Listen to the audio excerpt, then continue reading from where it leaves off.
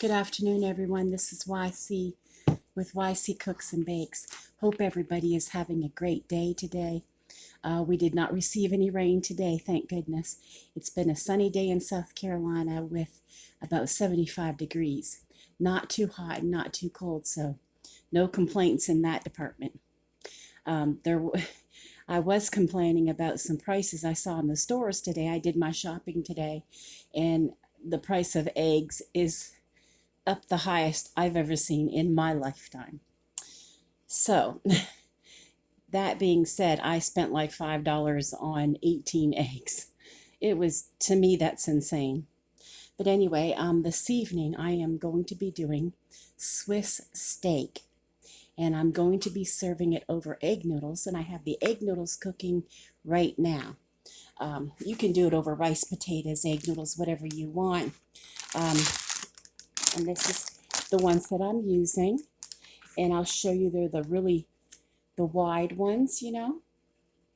And this is another thing that's gone up in price. But I had to go to a different store to get these because Aldi did not have them today. I ended up at the Piggly Wiggly to get those. Okay, and you can use like a boneless round steak or something for Swiss steak. But I'm using cube steak. And I'll show you what it looks like. See, it says cube.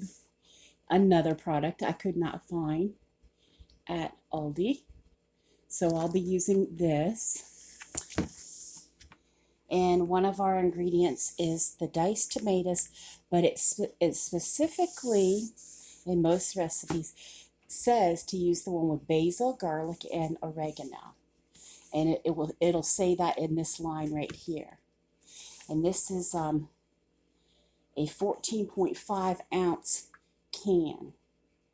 Okay, and then I'm also going to be using carrots and celery and onion. And this time the onion doesn't get chopped. You cut it in circles, you know, like rings. Okay, and all of that is put in the pan after frying up the meat.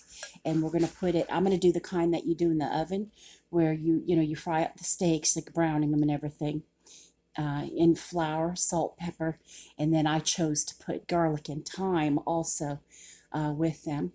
And I will put the amounts that I used in the description.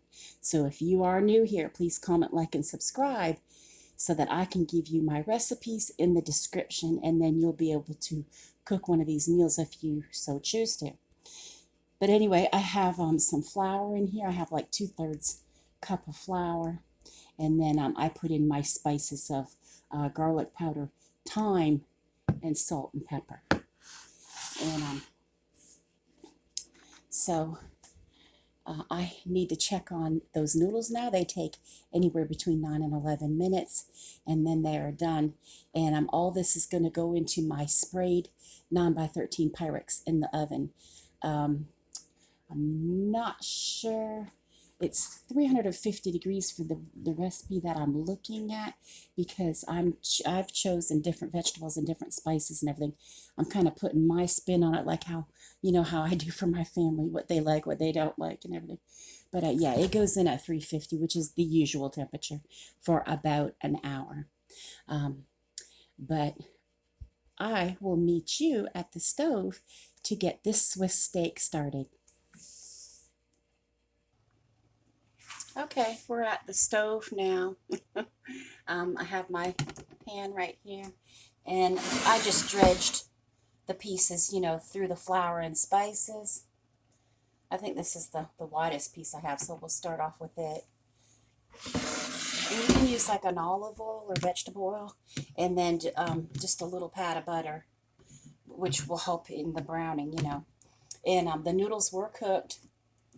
And I just put a little tiny bit of butter on them so that they wouldn't stick together.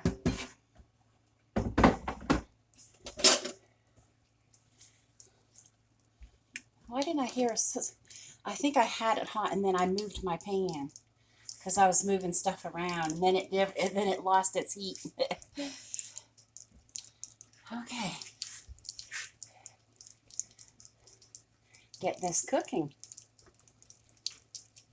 And see what we do with those, what we do with the celery and the carrots and the onion and the tomatoes is we put it in this pan after frying up all the cube steak. And this cube steak's going to go in the 9x13 glass Pyrex. And, you know, after we put and then we put the vegetables in here, and it lifts up all of the crusty stuff that the meat left in the pan. And you cook it real good until it lifts all that up, and then you pour it across the steak. And then that goes in the oven covered at 350 degrees Fahrenheit for about 1 hour. And then you put it on top of egg noodles.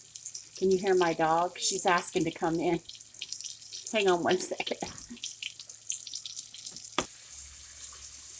Okay, basically you're just browning these. You're only doing like a minute or two each side because, you know, they're going to finish cooking in the oven. They're in there for like a whole hour.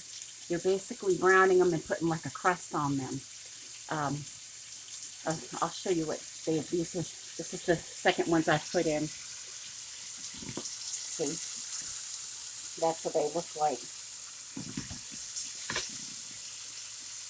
And all this stuff that they leave in the pan, like the turbidity, I don't know if I can get it up off of it. You see all that stuff there like that? That's what those vegetables are going to pick up. Might be done. Yeah, see how it's brown? I don't know if you can see that. But these ones are done. I'm going to put these in the pan.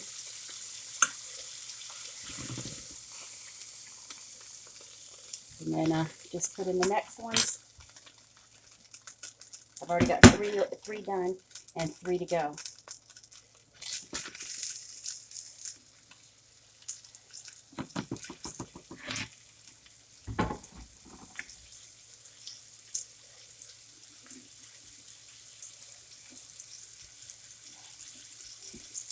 Okay.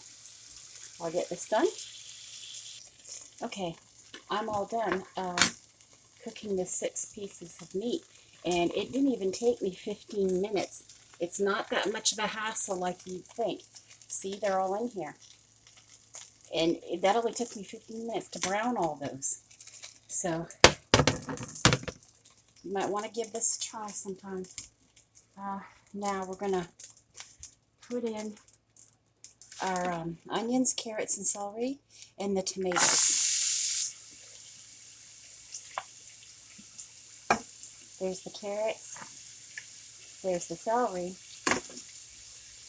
and here's the onions. And I'm going to,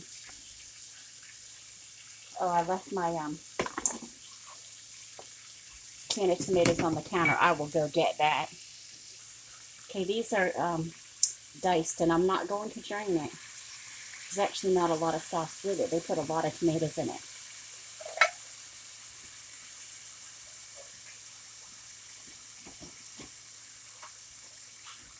Okay. Let's see here. I'm going to switch my tool that I'm using because I want to get that turbidity up off the bottom of it. And the acid in the tomatoes will help lift up anything that is in the bottom of the pan. Cast iron probably be the best, but I use these stone, you know, granite stone.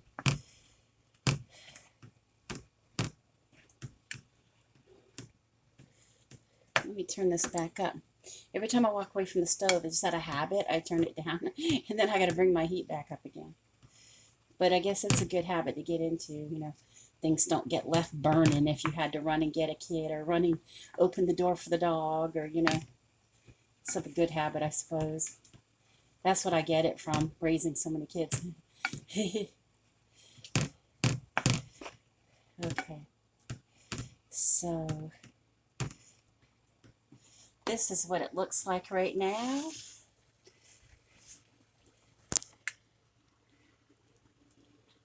And I am going to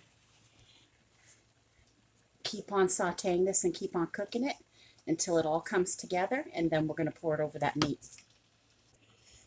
Okay, I have it poured across the meat. You can see that. Okay, and so now I'm going to go ahead and cover this with my foil, and it's going to go in my oven for 1 hour at 350.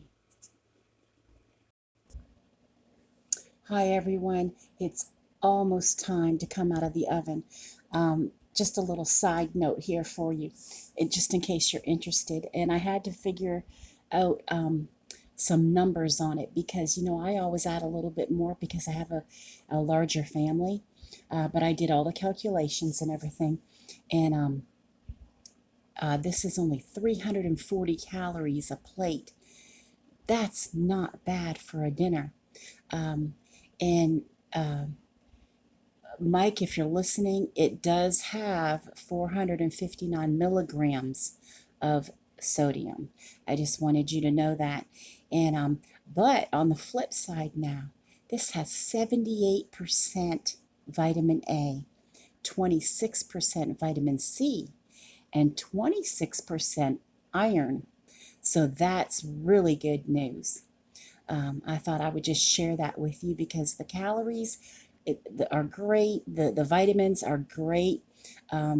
Not too thrilled about the 459 milligrams of sodium, but you know that I do cook with salt with, you know, for my family, and they're not used to low sodium, you know, like some of us do or should worry about.